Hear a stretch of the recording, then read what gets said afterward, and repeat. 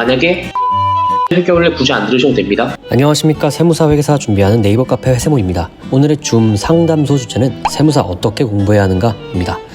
현재 개업세무사로 활동 중이신 김현석 세무사님과 세무사 초시생분이신 플레이님을 모시고 이야기 나눠보려고 하는데요. 각자 간단하게 자기소개 한 번씩만 부탁드리겠습니다. 안녕하세요. 23년도 세무사 시험을 준비하게 된 프레임입니다. 안녕하세요. 57기 세무사 김현석입니다. 현재 개업한 상태입니다. 네, 그럼 바로 본론으로 들어가 볼게요. 프레임님께서 준비하신 질문 3가지에 대해서 세무사님께서 직접 답변을 주실 예정이고, 고민자분께서 추가적인 질문이 있으시면 자유롭게 질문해 주셔도 됩니다. 그럼 첫 번째 질문 직접 부탁드리겠습니다. 네. 저는 지금 직장을 다니다가 전문직을 하고 싶다는 생각에 회계사와 세무사 고민을 하다가 아무래도 이제 30대 초반이라는 나이의 부담감 때문에 세무사를 꿈꾸게 되었는데, 바로 이제 1년 만에 합격을 한다면 물론 좋겠지만 보통 수험 기간이 2년, 3년 이렇게 넘어가다 보니 수험 생활이 좀 길어질 경우 나이가 문제가 안 되는지 고민이 되어서 세무사를 선택하신 이유나 장점 같은 게 궁금합니다. 일단 세무사라는 직업이 정년이 없는 직업이기 때문에 합격은 늦게 하셔도 아무런 지장이 없어요. 실제로 제가 합격하시면 서울에 집체교육 가실 건데, 집체교육 가서 한번 쭉 보니까 나이대가 30대 초중반이 가장 많습니다. 즉 합격을 좀 늦게 하는 것도 아무 지장이 없는데, 다만 모두 합격하는 것이 아니니까 시험에 떨어지게 되면은 할 수 있는 것이 제한적일 수는 있겠네요. 예를 들어서 재취업을 한다거나 아니면 그때 새로 취업을 준비한다거나 이런 거는 조금 제한적일 것 같습니다. 이거는 이제 사견이고요. 그리고 제가 세무사를 선택한 이유는 지극히 개인적인데, 저는 남들처럼 뭐 전문직이 하고 싶다 아니면은 부모님이나 가족 중에 세무직과 관련된 일을 하는 사람이 있다 이래서 선택한 건 절대 아니고, 원래는 제가 영문과로 입학을 해서 외국계 기업을 취업을 하려고 했는데, 그러던 중에 이제 친구가 경영학과로 전과를 하져요. 그래서 경영학과로 전과를 해서 뭐 하지 생각을 하는데, 친구가 은행을 또 준비해보재요. 그래서 은행을 준비하려고 하던 찰나에 은행은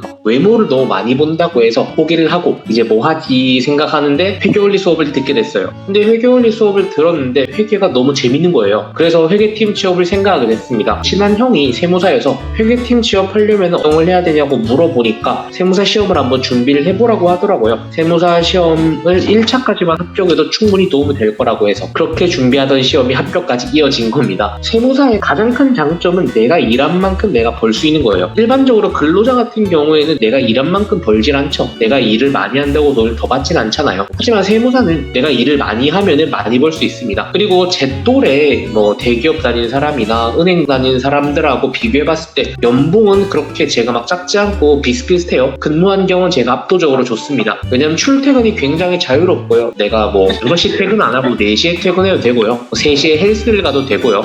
이렇게 출퇴근이 자유로운 것도 장점 중에 하나죠. 이제 세무사도 이제 공급 초과 상태라는 말이 있던데, 개업 후 어려운 점은 없는지 되게 궁금합니다. 공급 초과라고 하는데, 법률 서비스랑 세무 서비스를 그냥 단순하게 비교를 해보면은 둘 중에 수요가 더 있는 건 세무 서비스예요. 왜냐면은 그 법률 서비스는 내가 의무는 없잖아요. 세무 서비스는 우리 국민 의무 중에서 납세 의무가 있죠. 그것 때문에 세무 서비스의 수요가 훨씬 많습니다. 근데 1년에 배출되는 변호사랑 세무사의 수를 비교해보면은 변호사가 또 많이 배출돼요. 수요는 작은데 공급은 변호사가 더 많죠. 그런 변호사도 다 잘 먹고 잘 살고 있습니다. 세무사도 개업하면은 아무리 공급 초과라고 해도 먹고 사는데 지장은 없어요. 그리고 10년 전부터 공급 초과라는 말이 있고 레드오션이라는 말이 있는데, 제가 실제로 개업을 해보니까 결국에는 어느 정도 먹고 살 수는 있는 것 같습니다. 학원과 온라인 중에 제가 고민이 있거든요. 그래서 두 개의 가장 큰 차이는 공부 습관일 것 같은데, 수험 생활에서 사실 공부 방법보다 중요한 게 공부 습관이라고 생각합니다. 수험 생활을 너무 오래간만에 하다 보니 생활 패턴이 잘 안 잡혀서 수험생 루틴을 유지할 수 있는 조언이나, 그리고 쉴 때는 어떻게 스트레스를 해소했는지 알고 싶어요. 학원하고 온라인의 가장 큰 차이점은 비교 대상이 있냐 없냐예요. 학원 가면은 아무래도 열심히 하는 사람을 내가 많이 볼 수 있죠. 그렇기 때문에 비교 대상이 많습니다. 우리가 열심히 하는 사람 주변에 있으면 나도 열심히 하게 될 확률이 높죠. 대신에 오전 오후 강의가 있기 때문에 체력적으로 많이 힘들어요. 근데 온라인은 혼자 공부하기 때문에 비교 대상이 없어요. 그리고 강의 시간이 정해진 게 없어서 대신에 편하게 들을 수 있어요. 오전이든 오후든 뭐 밤이든 자기 마음대로 들으면 돼요. 대신에 의지력이 없으면 강의를 안 들을 확률이 좀 높습니다. 실제로 인강 수강을 다 못하는 사람도 매우 많아요. 저도 초시생 때 인강을 수강을 다 못했습니다. 수험 생활은 단거리 달리기가 아니라 마라톤이라고 생각하시면 돼요. 지칠 때 잠시 쉬는 거는 괜찮아요. 근데 막 푹 쉬면 안 돼요. 여기서 푹 쉰다라는 말은 일주일, 2주일 그냥 공부 안 하고 책 아예 안 보고 이런 걸 푹 쉬는 거라고 하거든요. 나만의 루틴을 만들어야 돼요. 예를 들면 아침을 내가 몇 시에 먹고 점심 몇 시에 먹고 몇 시간 뒤에는 낮잠을 잔다던가 이런 식으로 루틴을 만드셔야 됩니다. 그리고 꿀팁 같은 거는 과하지 않은 선에서는 좀 하고 싶은 걸 하셔야 돼요. 그래야 스트레스를 안 받아요. 술 마시는 게 좋으면 술을 좀 먹고 게임 좋아하면 게임도 좀 하고 연애도 좀 하시고요. 대신에 절대 과하게 하시면 안 돼요. 과하게 하면은 주객이 전도되는 일이 발생해요. 그리고 혹시 온라인 수강만을 한다고 하면 스터디를 이제 추천하시는지도 알고 싶어요.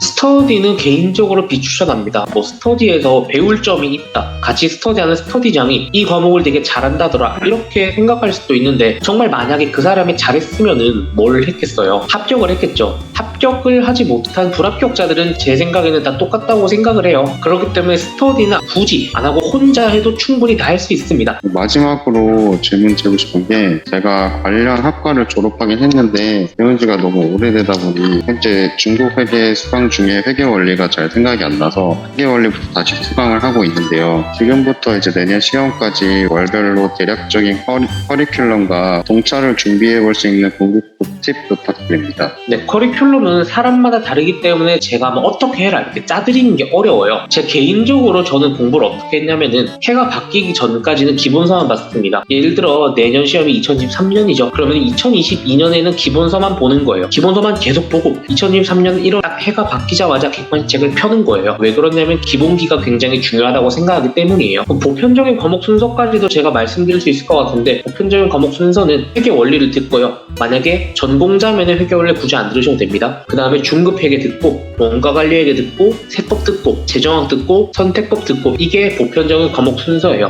그리고 기본 강의 끝나고 심화반 듣는 사람들이 있는데 이거는 굳이 듣지 않아도 돼요. 추천하지도 않고요. 왜냐면은 기본기가 가장 중요한 시험이기 때문에 기본기가 없으면은 2차에서 합격하기 힘듭니다. 심화반 듣는 사람들 중에 대부분은 이럴 거예요. 내가 기본 강의를 들었기 때문에 심화반 들어야지 라고 생각하는데 굳이 그럴 필요 없어요. 차라리 기본 강의를 3번 정도 복습하는 게 훨씬 낫습니다. 실제로 이제 우리가 떨어지는 사람들 보면은 어려운 거를 못 풀어서 떨어지는 사람은 많이 없어요. 그냥 쉬운 거, 기본적인 거를 틀려요. 실수로. 그러니까 실수하지 않게 기본기를 열심히 다지는 게 제가 볼 땐 좀 중요하다고 생각합니다. 회계 원리를 다시 수강하고 있다고 했는데 너무 잘하고 있는 거예요. 대신에 회계 원리는 기본적인 거니까 정말 복습을 철저히 하고 이럴 필요는 없이 회계 원리는 한번 빠르게 들으시기만 하면 돼요. 동차는 일단 기본적으로 너무 힘들어요. 저는 살면서 한 명 봤습니다. 정말 밥 먹으러 뛰어가는 친구였는데 그 친구 말고는 동차생을 본 적이 없어요.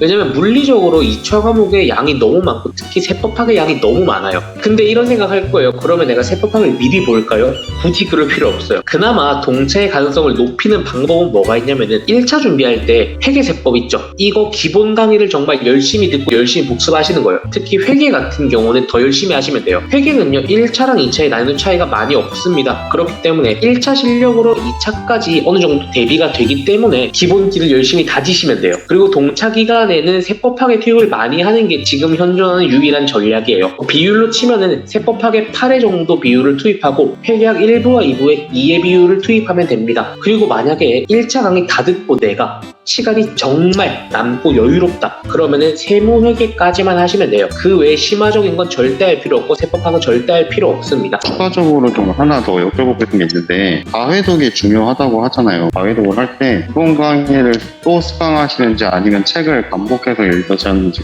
과회독이라는 거는 만약에 내가 5회독이라고 치면은 강의를 5번 본다라는 말이 아니에요. 1회독을 무조건 강의를 듣죠. 4회독을 내가 복습하는 거예요. 제가 개인적으로 회계를 강의했기 때문에 회계에 한정해서 말씀을 드리면은 1회독은 이제 인강을 들으시거나 학원에서 강의를 들을 거예요. 그리고 2회독부터는 내가 예제를 포함해서 그 책에 있는 모든 문제를 다 풀 줄 알아야 돼요. 대신에 만약에 연습서에 나오는 문제 이런 거는 굳이 풀 필요 없어요. 기본서에도 연습 문제가 한 번씩 수록되는 경우가 있거든요. 이제 그거를 제외하고 내가 모든 예제를 다 풀 줄 알아야 되고 그리고 그 외에 모든 주관식 문제가 조금 있어요.